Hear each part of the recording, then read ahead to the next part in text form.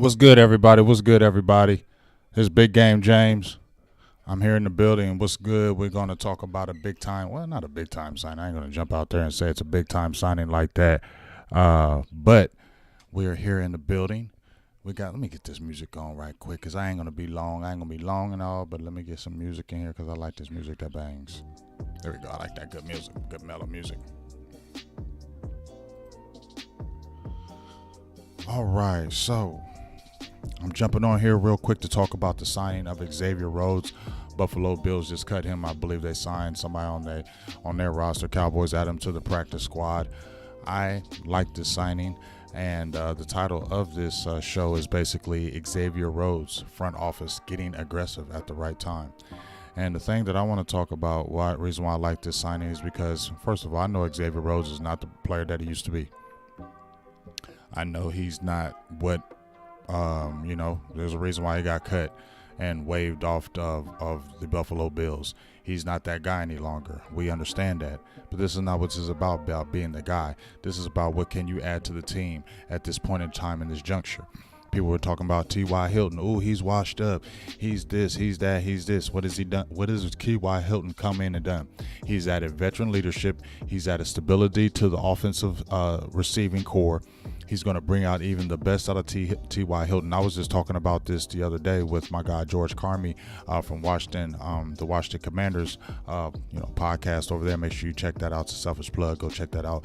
We did that yesterday. But what I was saying was CeeDee Lamb on the opposite of this whole season. The reason why we loved Amari Cooper was because CeeDee Lamb and Amari Cooper were great together because Amari Cooper had been a veteran in this. Amari Cooper had been doing this, and Amari Cooper was an established number one receiver. Now you're bringing a guy who's a talented receiver like CeeDee Lamb, who's shown he can be a number one. He showed it this year when there was some doubt. He showed it this year. So he comes out and shows that he is a number one this season. But Amari was helping him lead the way, helping him become an even better player, helping him understand the nuances of the game, route running, how to conduct yourself as a professional, those type of things as a player. He had that opposite veteran side there. When Amari left, it was just CD in the room. He's looking on the opposite side of him with Michael Gallup, who was injured half the year, who's not performing the way you wanted. Noah Brown, who's been a career backup his whole career. You signed a James Washington, or as Law Nation says, James Washington. You signed him, and he got one whole target, and you just cut him. You get what I'm saying? And you had your third-round draft pick in Jalen Tolbert, who has been a no-show this whole season. So CeeDee Lamb had nobody to look across and say, who's going to help me continue to get better? Now you signed a T.Y. Hilton. You went after OBJ. You went after a T.Y. Hilton. You signed a T.Y. Hilton on the low. It was a great signing. You went after OBJ, which would probably been more drama worth than the talent.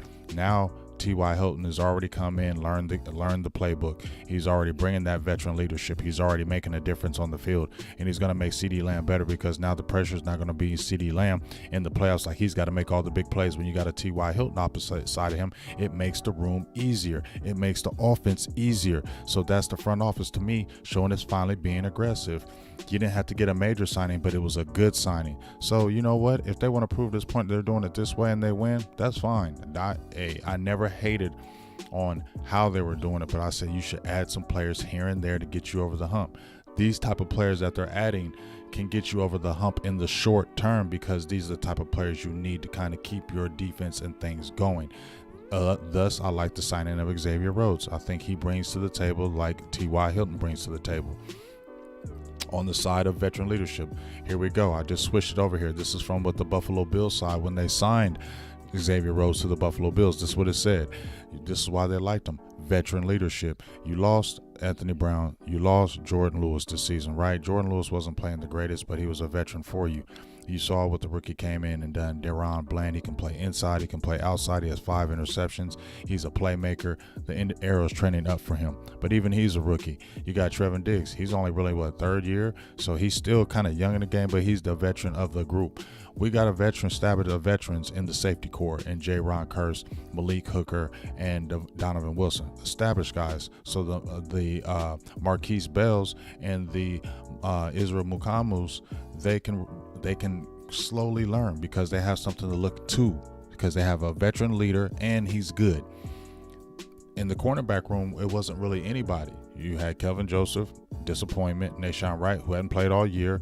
Trevin Diggs, we know. Anthony Brown, we know what he is. Jordan Lewis, we know what he is. Deron Bland, we're seeing what he can be.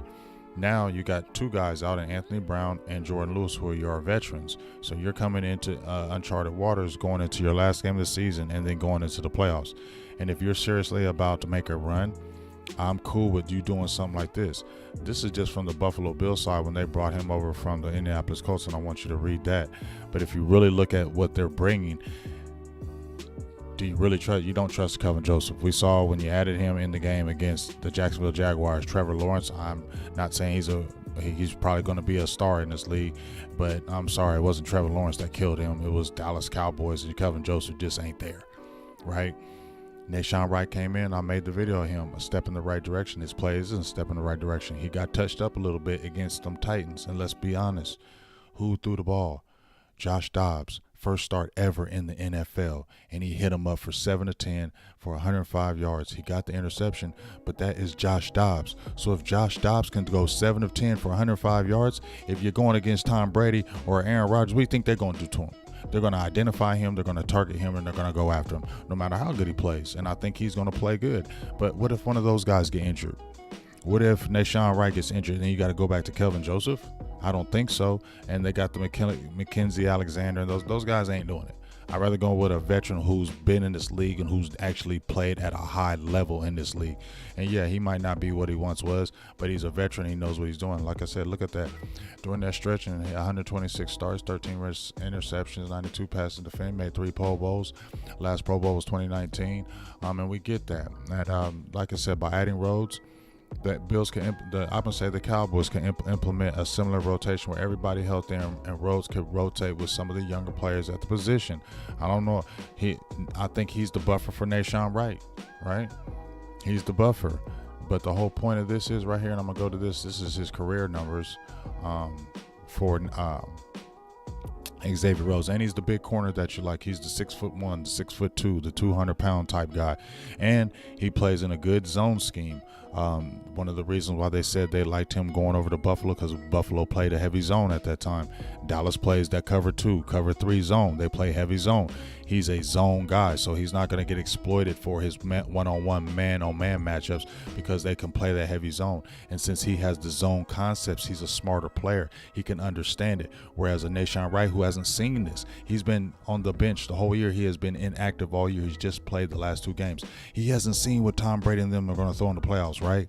But Xavier Rhoades has. He has seen this. He has played against Brady, played with the Vikings. He has seen the Bradys. He has seen the Aaron Rodgers. He knows what it's about. So when you implement him in that zone that you're talking about, you feel more comfortable. You don't feel like, okay, well, we got to limit our defense, or we can't call these certain plays because we have this player on the defense and he's going to get exploited. So we have to kind of cover for him. So we got to play it kind of this way. With a guy like Xavier Rhoades and you're playing that zone defense, it makes it easier for you to call your defense the way you want. Be aggressive up front, be a blitzing team, because now I got a veteran guy that can sit back there and I have a little more confidence and trust. Once again, that goes a shout out to the front office being aggressive and getting the right type of players at the right time. So I'm getting ready to close here, but they did 3 players that I liked just now. They got Jonathan Hankins, who's supposed to be ready for the playoffs, who's a big boy in the middle who has made a difference. Once again, shout out to Professor O. He did a stat where it was like teams were averaging like over 4 yards a carry, but when he had the big boys in there, Hankins and Bohanna, the run went down. We need those guys. We got linebackers. Anthony Barr's back. He's playing better. Damone Clark. We got those guys in there. We have healthy guys in there. You can still move Michael Parsons around. We have a nice rotation of defensive ends, right? Our safety room feels pretty good with Donovan Wilson and Jaron Kearse and Malik Hooker. You feel good about that, but you were a little wary about that cornerback position, and now you solidify that heading into the playoffs. You added another explosive player on the receiving end who's a veteran who can help your team, who's already helped your team make your offense better for the run. So even though you didn't go get guys, you went guys that can fit this program, that are good players, still a little older, but they definitely can contribute to your team to get you over the hump because you're young enough, you're athletic enough, and you're good enough. These could be small pieces that can help you. So I like the aggressiveness. And once again, I always get on the front office for not doing this and not doing that and not doing this. I like these signings, and I think these signings are aggressive enough signings to say that we're trying to do this year. We're trying to make a run this year. We're trying to put our chips in and say we got the squad. We're going to add these players. We're not going to be caught out there bare. We're not going to say we're just okay with these guys. We're not just going to settle and say we're okay with Nashawn Wright. We're just not going to settle and say we're okay with Kelvin Joseph. We're not going to settle and say we're okay with just Noah Brown and James Washington. No, we're going to get guys that have been players in this league that can still contribute and get us over this hump, because we have a team that we think we can actually get there and make it, and we're not going to let these little things that have stopped us so many times before do it. That's what it feels like to me. Just what it feels like to me. I don't know if it's factual, but it's just what it feels like to me. And because that feels like that to me, like I said, I'm not the hater. I'm not the negative guy. I'm not going to be the guy to sit there and say, oh, Xavier Rhoades, he old. Why would you even sign him? No, I'm saying Xavier Rhoades, that's a veteran guy that can help you. And this might be a small piece to maybe get you past that first round win when you go possibly against a Tom Brady on the road in Florida and Tampa, and you got to play them, and he's got Mike Evans, and he's got those guys. Now you feel a little bit better. We can tack you. And if that's the piece that can get you over to the Tom Brady's and beat them, now you're feeling better with the next round in the playoffs, because now you don't feel as worried because you got a vet. So kudos. And if this does get him over the hump, I got to give a shout out to him. I'm not hating at all on this move, how you guys are doing it. And you can show the NFL world that, hey, we did it this way and y'all were wrong.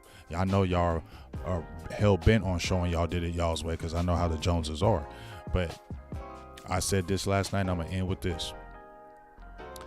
When I see people like the Eagles, the Rams of last year, go out and spend all that money, I wasn't mad at that. I like how Harry Roseman, those guys are aggressive trying to get the players to make the difference.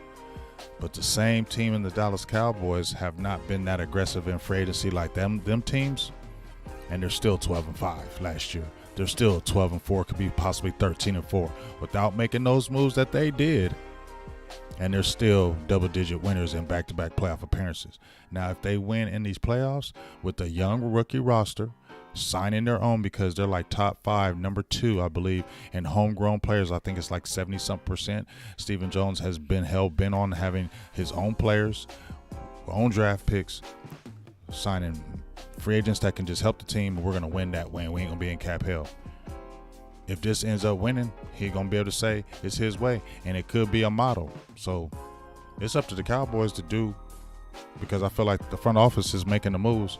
Now you players and coaches need to go ahead and do that on the field, because you have the talent to do it and get over the hump, and you shut a lot of people up because you're making the moves. So don't let this go to waste. Don't let your two back-to-back 12-win seasons go to waste. Don't let your back-to-back playoff appearances go to waste. Don't let the front office starting to show a little aggressiveness and get you the players that you need to go to waste.